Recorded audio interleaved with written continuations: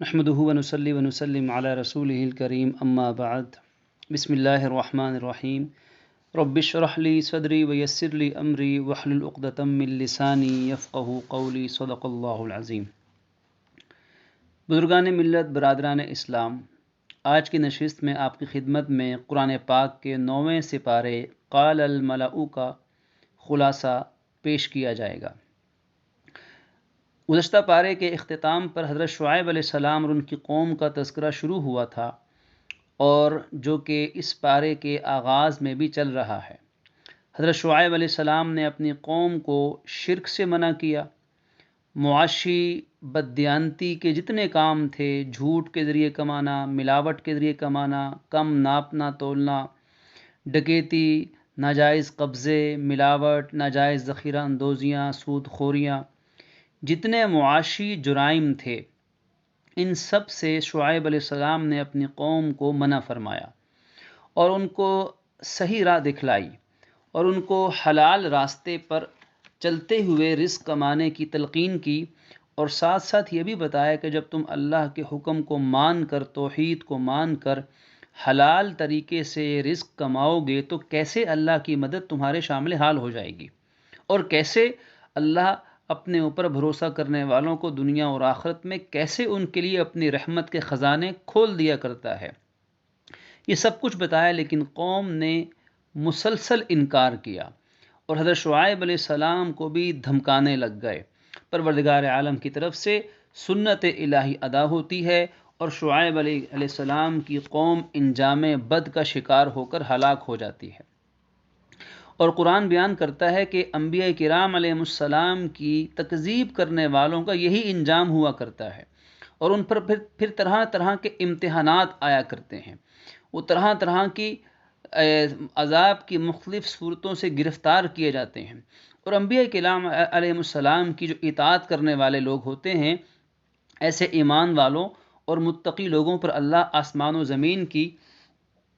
تمام برکات کے دروازوں کو کھول دیا کرتا ہے،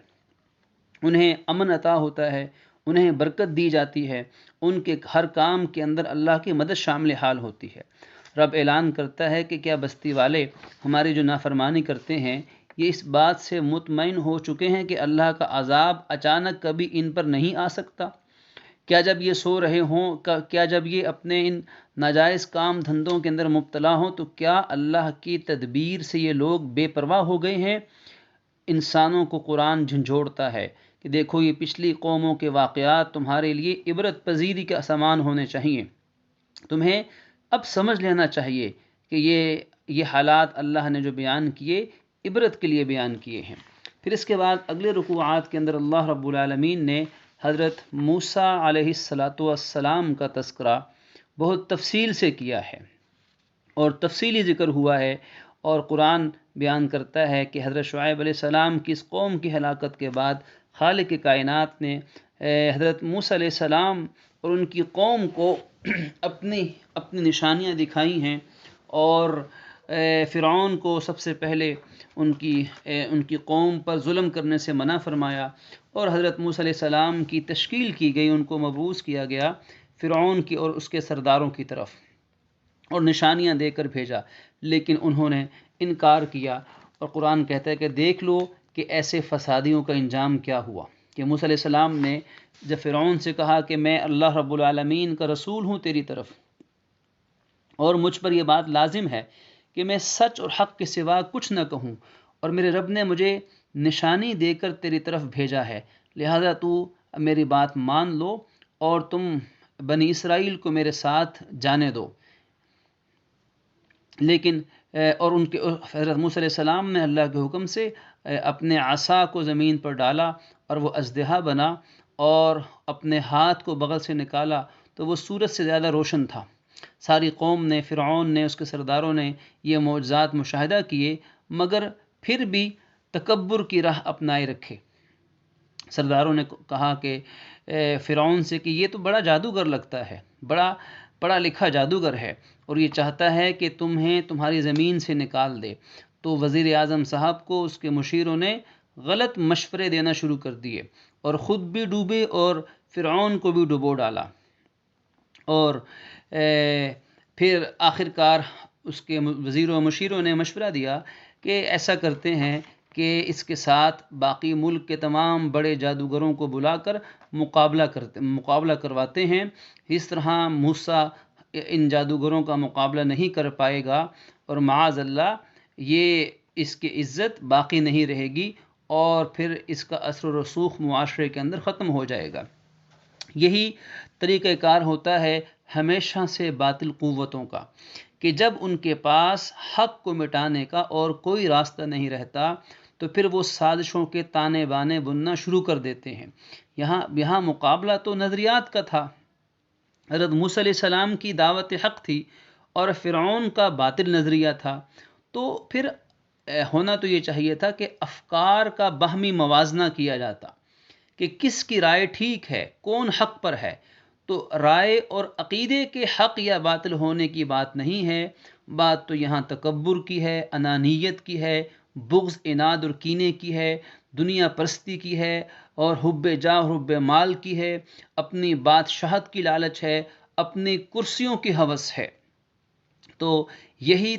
وتیرہ رہا ہے ہمیشہ سے باطل کا کہ جب وہ حق کا مقابلہ عقائد اور حقانیت میں نہیں کر سکتا تو باطل پھر اوچھے ہتھ کنڈے اختیار کرتا ہے. پھر وہ پریپوگنڈا اہل حق کے خلاف شروع کر دیتا ہے. پھر وہ تان و تشنیع کے اور کیچڑ اچھالنے کے تیر برساتا ہے. یہی فرعون کے جادوگروں نے بھی، فرعون کے حواریوں نے بھی اس کو مشورہ دیا. اور آخر کار کیا ہوا؟ تفصیلی واقعہ ہے. اللہ رب العالمین نے حضرت موسیٰ علیہ السلام کی مدد فرمائی. قرآن کا بیان ہے کہ ان جادوگروں نے اپنی رسیاں، لاٹھیاں، مختلف چیزیں جب ساری قوم کے سامنے زمین پر کھلے میدان میں پھینکی تو ان کی آنکھوں کو انہوں نے اپنے لپیٹ میں لے لیا. سحروا اعین الناس، آنکھ نظر بندی کر دی اور ان لوگوں کو یہ لگا کہ شاید یہ چیزیں زندہ ہو کر دوڑ رہی ہیں.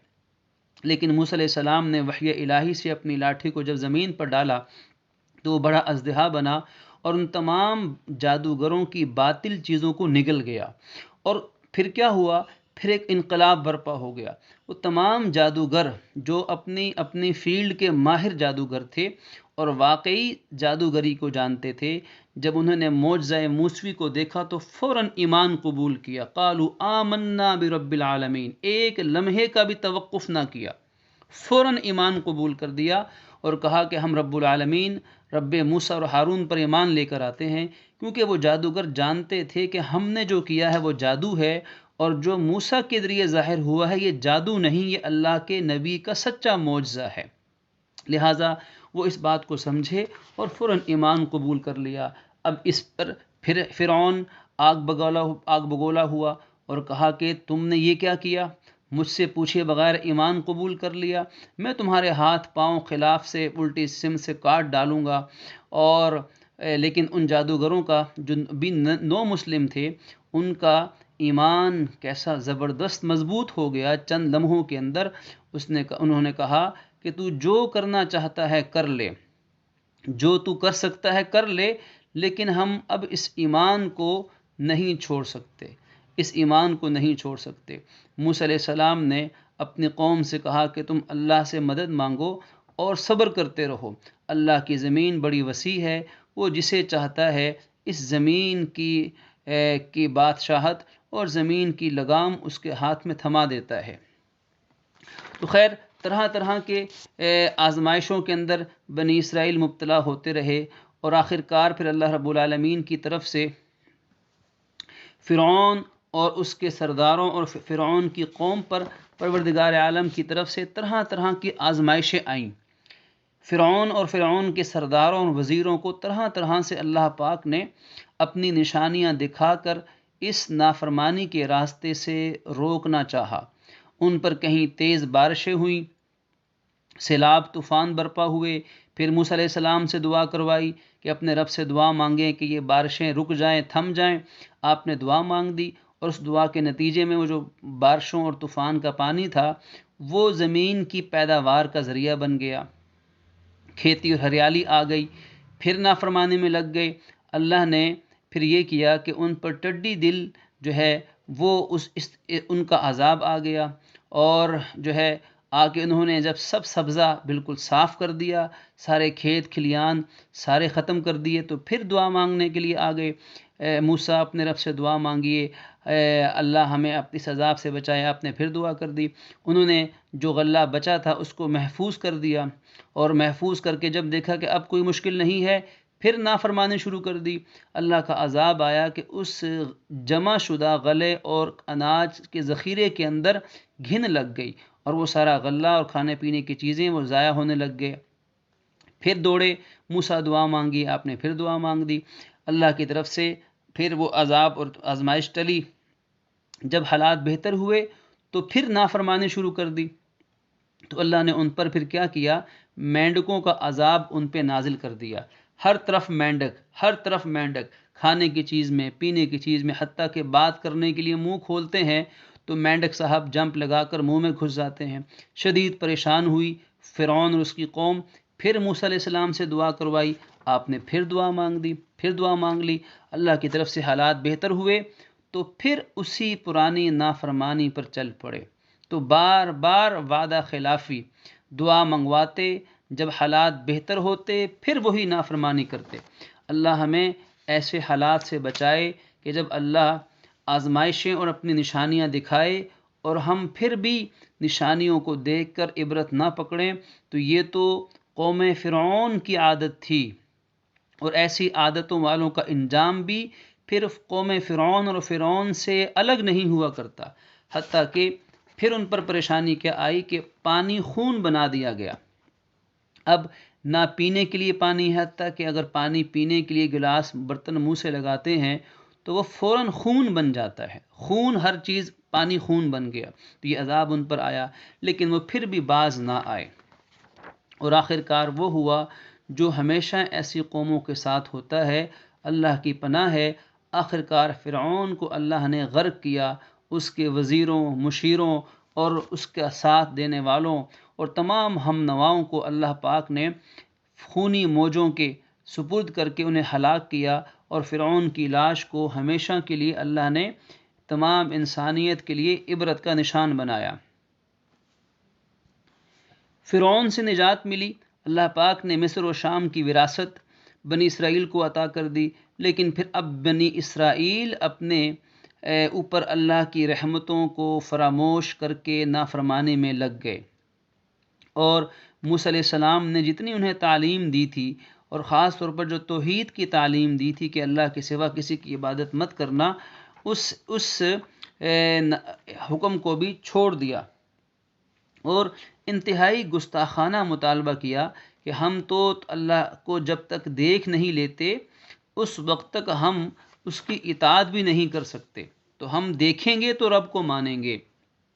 جب تک دیکھتے نہیں تب تک ہم رب کو مانیں گے نہیں۔ تو موسیٰ علیہ السلام نے اپنی قوم کو بہت سمجھایا اور اپنے رب کی نعمتوں کو یاد کروایا کہ دیکھو فرعون کے کیسے دردناک ظلم سے اس رب نے تمہیں نکالا ہے۔ فرعون تم پر مسلط تھا، تمہارے مردوں کو، بیٹوں کو قتل کر دیتا تھا، اور بیٹیوں کو، عورتوں کو باندیاں بنا لیتا تھا۔ کیسی تکلیف دہ صورتحال تھی، لیکن تم اللہ کی نعمتوں کو بھلاؤ مت، یاد رکھو۔ حضرت موسیٰ علیہ السلام اللہ کے حکم سے کوہ طور پر تشریف لے گئے، اور وہاں آپ نے 40 دن 40 راتیں قیام فرمایا، عبادت فرمائی۔ اللہ نے واپسی پر آپ کو تورات جیسی عظیم کتاب دے کر اللہ پاک نے آپ کو روانہ فرمایا، اور وہ قوم جو پہلے سے نہ ماننے کی رٹ لگا بیٹھی تھی، یہی مطالبہ کرتی رہی کہ ہمیں جب تک اللہ کی رؤیت نہیں ہوتی، ہم دیکھتے نہیں، تب تک ہم کیسے مان لیں۔ اللہ کا وہ کرشمہ بھی سامنے آیا کہ وہ 70 سردار جو یہ مطالبہ لے کر آپ کے ساتھ گئے تھے، اور جب اللہ کی طرف سے وہ وقت آیا تو اللہ نے تجلی فرمائی، اور اس تجلی کے نتیجے میں وہ سب کے سب ہلاک ہو گئے۔ پھر حضرت موسیٰ علیہ السلام کی دعا سے وہ دوبارہ زندہ ہوئے۔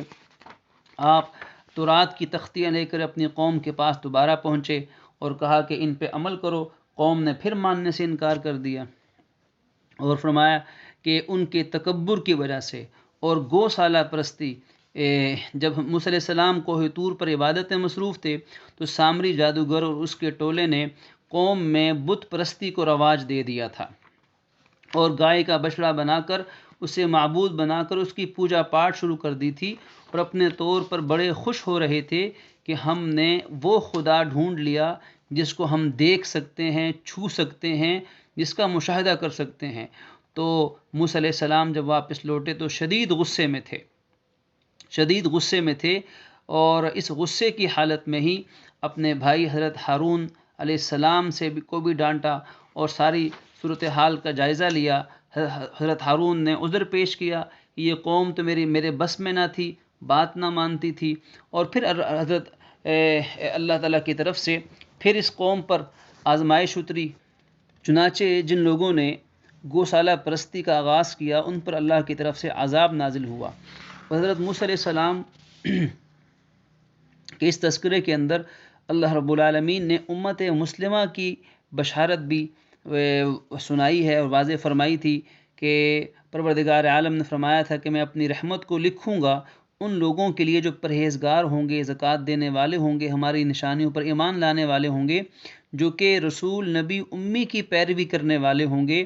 اور جن کا تذکرہ وہ لکھا ہوا پائیں گے تورات میں بھی، انجیل میں بھی، جو کہ نیکی کا حکم دے گے، بدی سے منع کرنے والے ہوں گے، اور ان کے لیے پاکیزہ چیزوں کو حلال کرنے والے ہوں گے، ناپاک چیزوں کو حرام کرنے والے ہوں گے، اور ان پر سے بوجھ کو ہٹانے والے ہوں گے، اور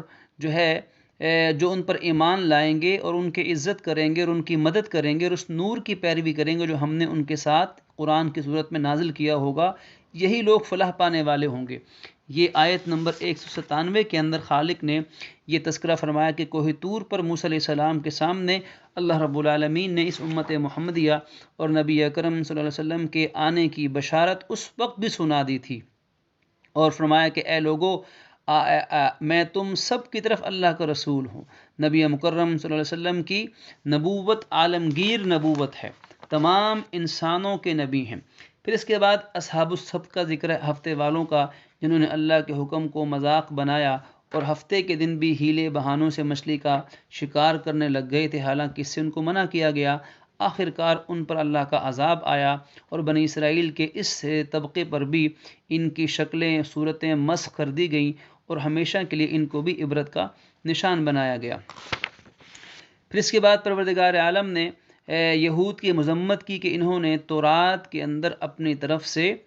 تحریف کر ڈالی تھی، اور وہ وقت بھی یاد دلایا گیا کہ جب یہود کے سردار پر اللہ نے کوہ طور کو اٹھا کر لٹکایا، معلق کیا اور ان سے اقرار کروایا، اور رب چاہتا تو انہیں ہلاک کر دیتا، لیکن رب نے اپنی حکمت بالغہ کے تحت ایسا کیا۔ ان لوگوں نے اقرار کیا کہ ہم مانتے ہیں، لیکن جب اپنی قوم میں دوبارہ پہنچے تو پھر ماننے سے سراسر انکار کر دیا۔ اور یہ ساری چیزیں اللہ پاک اس لیے بیان فرماتا ہے کہ انسانوں کو عبرت ملے کہ بنی اسرائیل نے، ان یہودیوں نے کیا کچھ نہیں کیا ہے اللہ کی نافرمانی کے کاموں میں سے، اور ان کا انجام کیا ہوتا رہا۔ اور پھر بلعم بن باعورہ نامی ایک شخص کا واقعہ عبرت کے لیے بیان کیا جاتا ہے، جس سے نتیجہ یہ نکلتا ہے کہ صرف علم کافی نہیں ہے، صرف فلسفیانہ موشگافیوں کا علم ہونا ہی انسانیت کے لیے کافی نہیں ہے، بلکہ اخلاص کا ہونا، ایمان کا ہونا، تقوی کا ہونا اور یقین کا ہونا اور نیک اعمال کا ہونا کامیابی کے لیے یہ بنیادی شرائط ہیں۔ اور تکذیب کرنے والوں کی مثال ایسے ہے کہ دل ہیں لیکن سوچتے نہیں، دماغ ہے لیکن عقل نہیں کرتے، آنکھیں ہیں لیکن ہدایت کو دیکھتے نہیں، کان ہیں مگر ہدایت کو سنتے نہیں ہیں۔ یہ ان لوگوں کی مثال ہے جو حق بات کا انکار کرتے ہیں۔ اور خالق یہ بیان کرتا ہے کہ نبی مکرم صلی اللہ علیہ وسلم اللہ کے آخری اور سچے رسول ہیں، اور آپ کی نبوت و رسالت کے دلائل اس صورت کے اندر بیان کیے گئے، اور ساتھ ہی یہ بیان کیا گیا کہ اصل قیامت کا علم اللہ پاک کے پاس ہی ہے، قیامت کب آئے گی یہ اللہ رب العالمین کو ہی اس کا صحیح علم ہے۔ سورہ اعراف کے آخری رکوعات کے اندر اللہ رب العالمین نے شرک کی تمام اقسام کی مذمت بیان کی اور انسانیت کو ہدایت کی تعلیم دی کہ شرک کی کوئی صورت ہو، چاہے اولاد کو اللہ تعالیٰ کی محبت میں شریک کرنا ہو، چاہے اس کے اختیارات میں، اس کے کمالات میں، اس کی ذات میں، اس کی صفات عالیہ جلیلہ میں، شرک کی کوئی بھی قسم درست نہیں، شرک کی تمام قسمیں غلط ہیں، اور اللہ کے علاوہ جو جن کو یہ پکارتے ہیں، فرمایا کہ عباد امثالکم اللہ کے علاوہ جن کو یہ پکارتے ہیں، مدد کے لیے پکاریں یا عبادت کے لیے پکاریں، یہ یا اللہ تعالیٰ کی طرح تعظیماً پکاریں، تو یہ سب کے سب تمہارے جیسے بندے ہی ہیں۔ فدعوہم فلیستجیبوا لکم ان کنتم صادقین، اچھا چلو پکار کر دیکھو ان کو، وہ تمہاری پکار سنیں اگر تم سچے ہو۔ اگر ان کے پاؤں ہیں تو یہ چلیں اس پر، پاؤں سے چل کے دکھائیں، ہاتھوں سے پکڑ کے دکھائیں، آنکھوں سے دیکھ کر دکھائیں، کانوں سے سن کر دکھائیں۔ تو یہ جتنے بھی اللہ کے علاوہ معبود بنا رکھے ہیں، تو یہ معبود دراصل یہ سب دھوکہ ہے۔ حقیقت یہ ہے کہ اللہ وحدہ لا شریک ہے، اور وہی اللہ حمایت کرنے والا ہے اپنے نبی کی، نبی پہ کتاب اتارنے والا ہے، اور وہی تمام نیک بندوں کی حمایت اور مدد کرنے والا بھی ہے۔ اور اللہ کے سوا جن کو یہ مدد کے لیے پکارتے ہیں، حقیقت میں یہ ان کی مدد نہیں کر سکتے، حقیقت میں یہ ان کی مدد سے بالکل عاری ہیں۔ یہ تمام کے تمام عقائد کی توحید کے متعلق نظریات کی اصلاح کی گئی۔ پھر فرمایا گیا کہ اے نبی جی، آپ ان لوگوں کو معاف کرتے رہیے، درگزر کرتے رہیے، اور جاہلوں سے کنارہ کشی اختیار کرتے رہیے، اس لیے کہ جاہلوں کے ساتھ بحث و مباحثہ کرنا بالکل بے فائدہ ہے۔ ایمان والوں کی صفات یہ بیان کی گئی ہیں کہ ایمان والے متقی، اگر شیطان کا کوئی اثر ان پر آ پڑے تو وہ فوراً ان کی آنکھیں کھلتی ہیں اور وہ اسی وقت اللہ کو یاد کرنے لگ جاتے ہیں۔ اور جو لوگ شیطان کی پیروی کرتے ہیں، گویا کہ یہ شیطان کے بھائی بن چکے ہیں، اب شیطان ان کو گمراہی میں دھنسا دیتا ہے اور مزید ان کو گمراہی کی طرف لے جاتا ہے۔ آپ فرما دیجئے کہ میں تو اللہ کی طرف سے اترنے والی وحی ہی کی پیروی کروں گا، اور جب قرآن پڑھا جائے تو تم اسے غور سے سنو اور اس میں غور و فکر کرتے رہو۔ تو قرآن پاک کے آداب میں سے یہ ایک اہم بڑا ادب ہے کہ جب قرآن پاک پڑھا جائے تو خاموشی اختیار کی جائے، بات چیت، گفتگو، کھیل کود، دیگر باتوں کو بالکل چھوڑ کر خاموشی اختیار کی جائے اور ادب سے قرآن پاک کو سنا جائے، اور صرف سنا نہ جائے بلکہ قرآن پاک کو سمجھنے کے لیے اس کے معنی اور مطالب میں غور و فکر بھی کیا جائے۔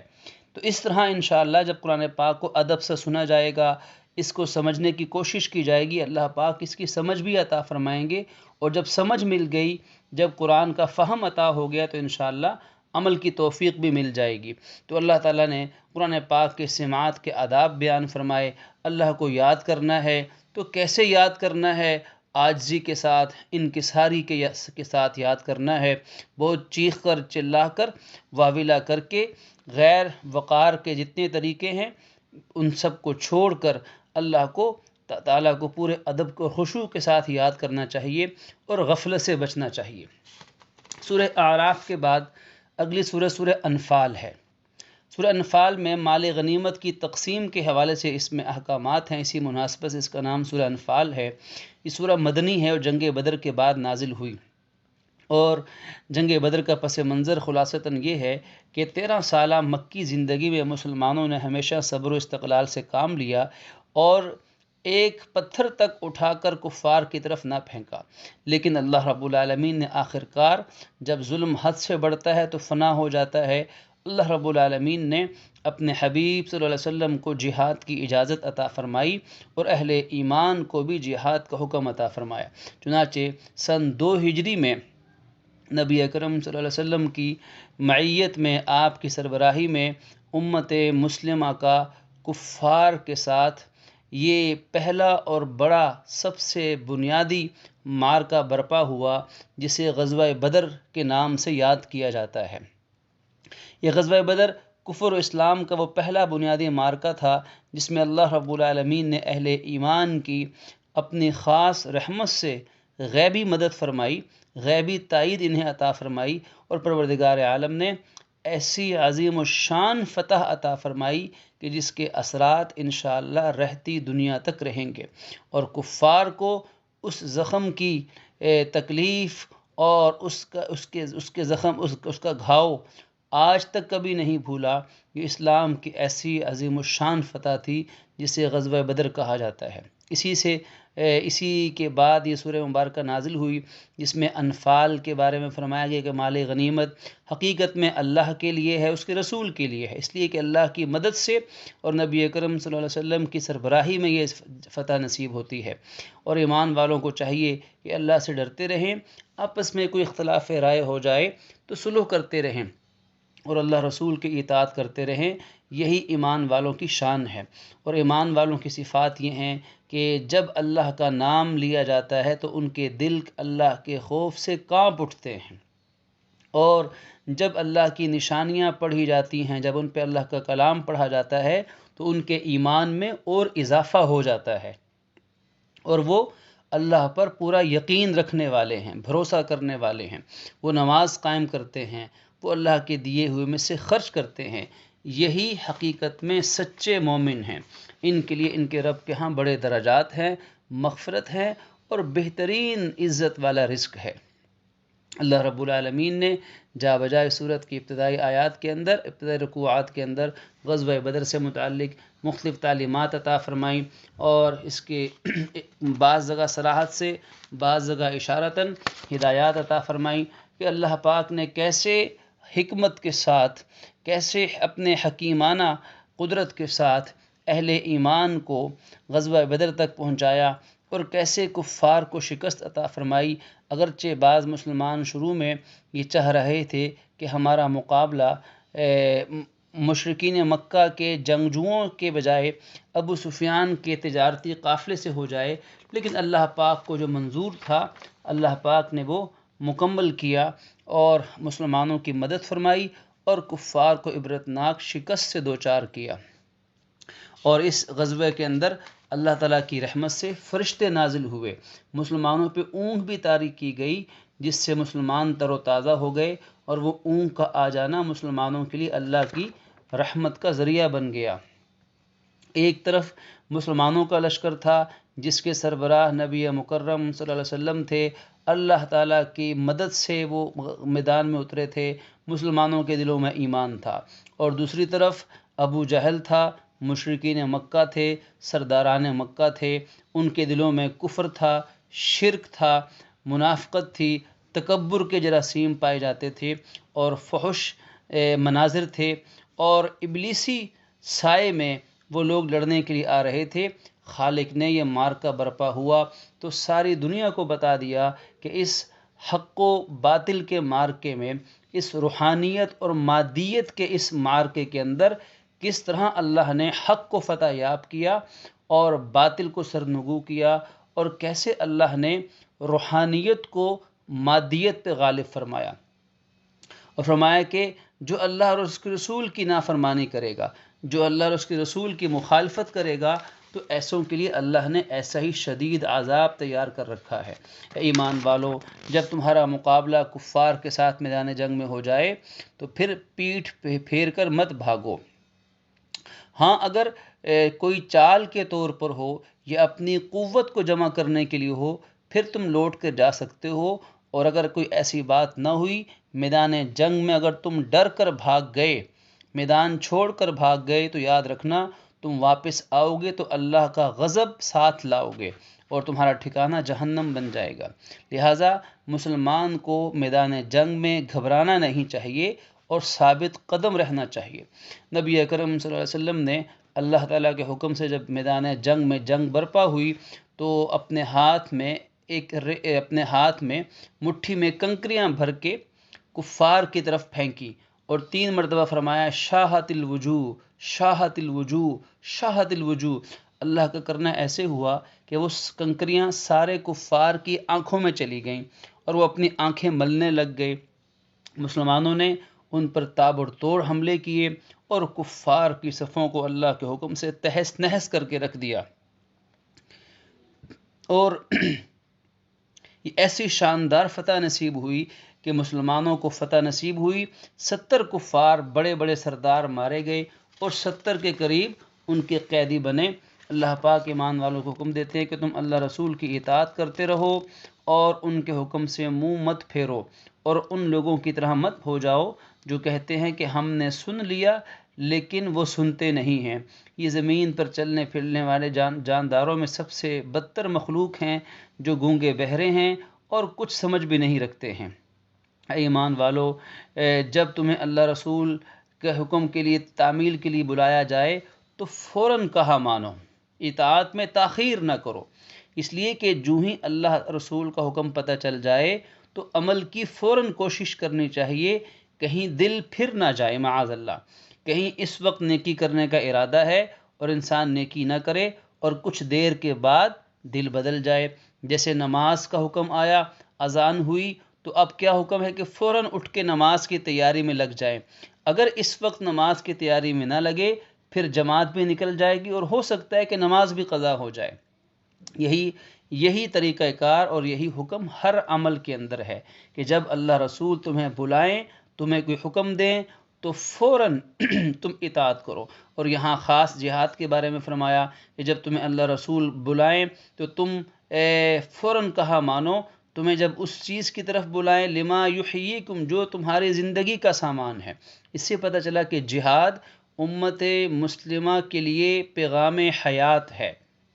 جہاد ساری انسانیت کے لیے زندگی کا پیغام ہے۔ جب کائنات میں جہاد کا حکم پورا ہو رہا تھا تو انسانیت کو امن مل رہا تھا، انسانیت امن کے سائے میں زندگی گزار رہی تھی، اس لیے کہ جہاد کی مثال ایسے ہے جیسے کسی جسم کے اندر کوئی زہر پھیل جائے اور آخر کار اس جگہ پہ سرجری کر کے اس زہر کو نکال دیا جائے، تو وہ آپریٹ کرنا حقیقت میں زندگی بچانے کے لیے ہے۔ وہ سرجن کا نشتر لگانا، وہ جسم کے حصے کو کاٹنا باقی جسم کے لیے زندگی کا سامان ہے۔ اسی طرح جہاد کے ذریعے سے اللہ کے ان نافرمانوں کا صفایا کیا جاتا ہے اور ان رکاوٹوں کو دور کیا جاتا ہے جو امن، سلامتی اور حق کے راستے میں رکاوٹ بن رہے ہوں۔ لہذا فرمایا کہ جہاد وہ چیز ہے جس میں انسانیت کی زندگی کا راز چھپا ہوا ہے، اور فرمایا کہ تم امانت میں خیانت مت کرنا، اللہ اور اس کے رسول کی امانت میں خیانت مت کرنا، اور دین کی ہر بات امانت ہے، نبی اکرم صلی اللہ علیہ وسلم سے ہونے والا ہر مشورہ امانت ہے، مسلمانوں کے مفاد کے لیے جو مشاورت ہوگی وہ سب چیزیں امانت ہیں۔ لہٰذا کسی کو کہ اس راز کو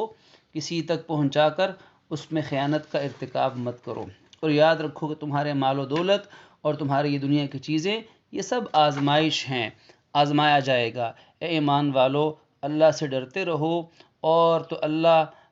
تمہارے لیے اس چیز کو فیصلہ کن ثابت کرے گا اور تمہارے گناہوں کو بخش دے گا اور تمہاری مغفرت فرما دے گا، اس لیے کہ وہ اللہ بڑے فضل والا ہے۔ کفار مکہ اپنی مکاریاں، اپنی سازشیں، اپنے جال، اپنے فریب کے انجام بد سے دوچار ہوں گے، اور ان کا یہ انجام ساری انسانیت کے سامنے ایک عبرت کا نشان بنے گا۔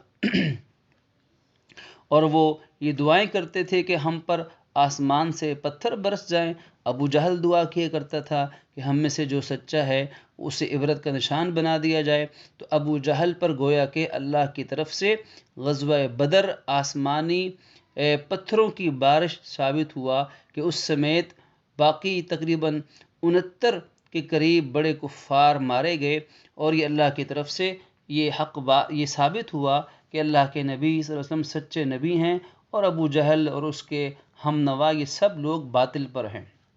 اللہ پاک نے نبی اکرم صلی اللہ علیہ وسلم کی برکت سے تمام کے تمام کفار کو ہلاک نہیں کیا، یہ اس کی رحمت ہے نبی اکرم صلی اللہ علیہ وسلم کے وجود بابرکات کی وجہ سے۔ اور فرمایا کہ کفار کی نماز کیا تھی، مشرکین مکہ کی نماز، وہ نماز کیا تھی؟ وہ نماز یہ تھی کہ بیت اللہ کے سائے میں جا کے سیٹیاں بجانا، تالیاں بجانا، تو انہوں نے دین ابراہیمی کی اصل صورت کو بھی مسخ کر دیا تھا۔ پھر اس کے بعد اس صورت کے اس پارے کے 9ویں پارے کے اختتام میں اللہ رب العالمین نے حکم دیا ساری امت کو کہ تم جہاد کرتے رہو یہاں تک کہ فتنہ مٹ جائے۔ جہاد کا بنیادی مقصد یہ بتایا گیا کہ حق اور باطل کو واضح کر دینا اور حق کے راستے میں آنے والی رکاوٹوں کو دور کر دینا۔ اور فتنے کو مٹا دینا، اور دین سارے کا سارا اللہ کا ہو جائے۔ فَاعْلَمُوا، یاد رکھو اللہ تمہارا مددگار ہے، اور وہ بہت خوب حمایتی ہے اور کیا خوب مدد کرنے والا ہے۔ اللہ رب العالمین اپنی رحمت سے ہم ان تمام مضامین کو سمجھنے کی توفیق عطا فرمائیں۔ وآخر دعوانا ان الحمد للہ رب العالمین۔